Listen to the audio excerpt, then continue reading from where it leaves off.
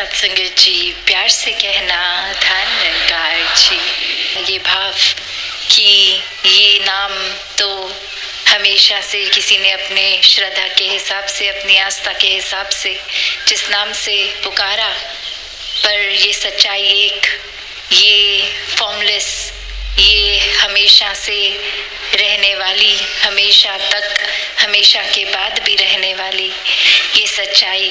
और भक्तों ने हमेशा इसी एक का साथ लिया, एक सहारा लिया, एक पूर्णता से इस परमात्मा पे विश्वास किया।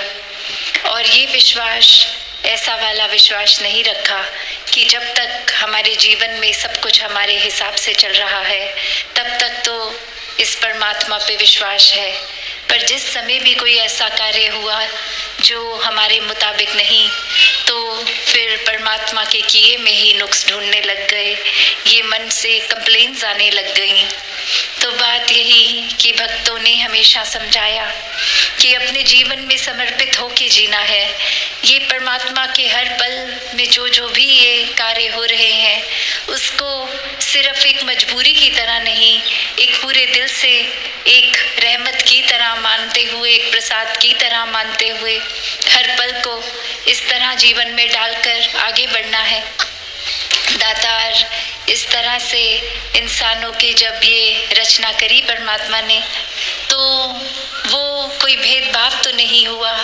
एक कोई संसार की रचना में जैसे एक पैदाइश हुई है तो वो एक जगह के अनुसार ये ज़रूर हो सकता है कि थोड़े एक जेनेटिक रूप की जहाँ बहुत सर्दी है तो उस तरह से ऐसे जीन्स आ गए हों कि वो सर्दी को शरीर एक अच्छी तरह झेल ले, और जहाँ गर्मी उस तरह से ये रंगों में भी चमड़ी के फर्क आ गया, एक खाने पीने के तौर तरीकों में फ़र्क आ गया।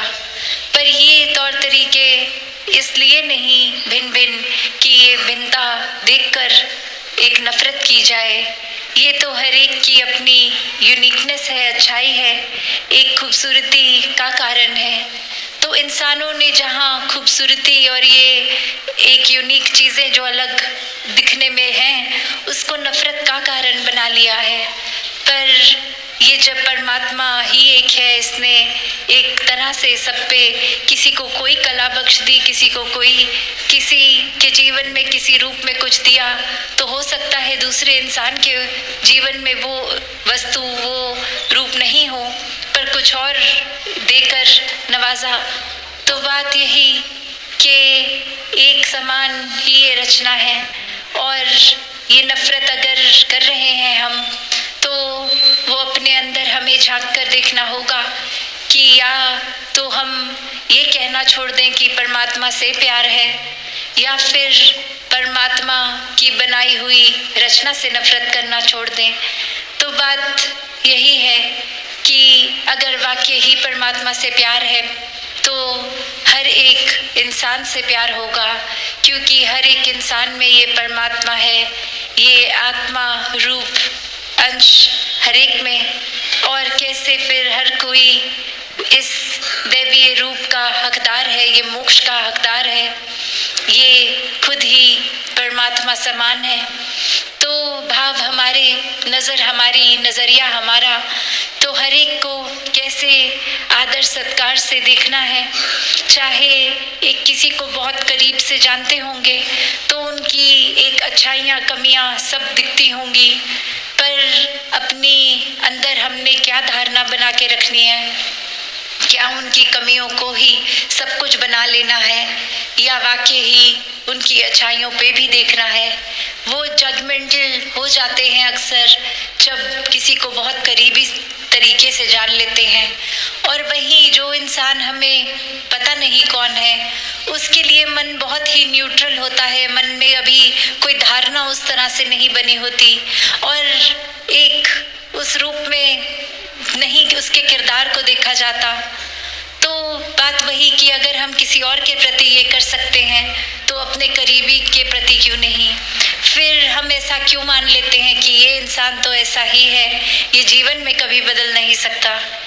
तो बात वही कि हर किसी को इस दातार ने जहाँ सोजी बख्शी है, एक उनके स्वभाव में अलग अलग तरीके बख्शे हैं, तो वो स्वभाव शायद हमें पसंद ना भी हो, तो भी ये ज़रूरी नहीं कि हमें पसंद नहीं तो वो स्वभाव गलत स्वभाव है।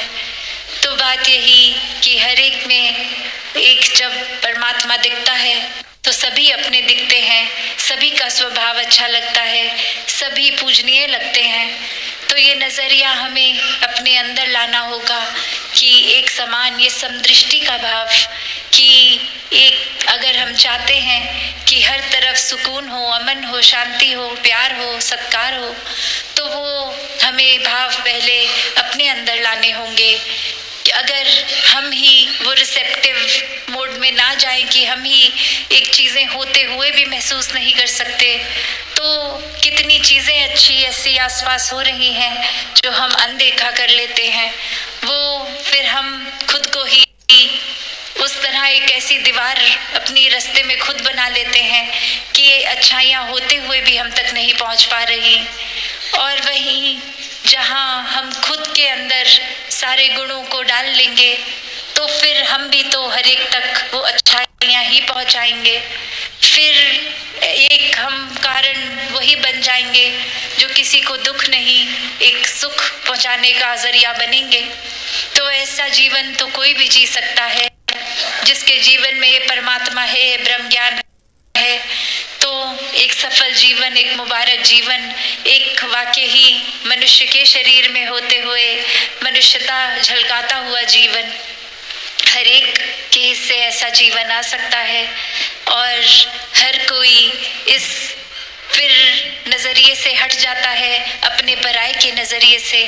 सभी को एक पूरे संसार में जाने अनजाना हर व्यक्ति अपना लगता है। ये सेवा भाव फिर हर एक तक पहुंचता है और फिर ये वाकई ही मन के अंदर मानवीय गुण इस तरह रच जाते हैं कि ये कोई सोचकर भी रिएक्शन नहीं देना होता। एक खुद ब खुद ये जिस तरह हमारे अंदर जो है वो बाहर एक दर्शाया उस रूप में, एक दिखावे रूप नहीं, एक नेचुरल तरीके से आ जाता है। तो हर कोई जहाँ इस संसार में एक बहुत ही मधुरता रखते हुए स्वभाव में जी सकता है, वहीं अपने मन को इस परमात्मा की लगन में इतना रंग सकता है कि हर कोई फिर कोई भी कार्य करते हुए आसरा, एक ध्यान, एक विश्वास इस परमात्मा में लगा के रखे। और इसी तरह ये जीवन के फिर नज़रिया इस तरह बदलता है कि अपने दुख सुख से ऊपर होके ये आनंद की अवस्था आ जाती है। फिर ये नहीं दिखता कि जीवन में क्या नहीं है, वो शिकायतें ख़त्म हो जाती हैं। जो कुछ है उसका भी शुक्राना आता है, जो कुछ नहीं है वो भी एक मान लेता है इंसान की नहीं है, तो इसमें भी हमारी बेहतरी ही है कि ये चीज़ परमात्मा ने हमें नहीं दी, क्योंकि परमात्मा से बेहतर तो और किसी को नहीं पता। तो हर कोई जहाँ भक्ति में जीवन जीता हुए एक संत की अवस्था प्राप्त कर लेता है। और संतों का जीवन तो ये कल्याण रूपी जीवन होता है, जो एक सोशल तरीके से एक इंसानियत के रूप में तो इंसानों का भला करते ही हैं, पर संतों को तो ये आत्मा की पीड़ा का भी पता होता है कि जहाँ अपना जीवन एक ब्रह्म ज्ञान लेके सुखी हो गया, और ये सुखी कोई दुनियावी धन दौलतें हासिल करने का नाम नहीं, ये आत्मा को सुखी करने की बात है। और संतों ने जब अपने जीवन में ये खुद देख लिया कि ब्रह्म ज्ञान से, इस परमात्मा से, इस निराकार से जुड़कर वाकई ही ये आत्मा की पीड़ा एक खत्म हो जाती है, वहीं फिर संतों का यही स्वभाव है कि वो कोशिश में लगे रहते हैं कि हर कोई इंसान अपनी इस पीड़ा से मुक्त हो जाए, एक आत्मा को अपना निज घर का पता चल जाए कि जीते जी भी इस परमात्मा के रंग में रहेंगे तो जीवन बहुत ही सहज आराम से निकल जाएगा। और जीते जी ये मुक्ति के हकदार हो के फिर ये भी पता है कि आखिरी श्वास के बाद शरीर का जो भी होना हो होगा, ये कोई रिश्तेदार ये सब देखेंगे, पर ये आत्मा ने कहाँ जाना है, कहाँ से आई है। तो ये ब्रह्म ज्ञान की दात, ये एक सच से जुड़ने की बात है। तो हर कोई इस सत्य को हासिल करते हुए अपने जीवन को सुखदायी कर सकता है। दातार कृपा करे हर कोई सेवा सुमिरन सत्संग से जुड़कर इस निराकार से जुड़ के ये जीवन को आगे बढ़ाता जाए। सत्संगत जी, धन निरंकार जी।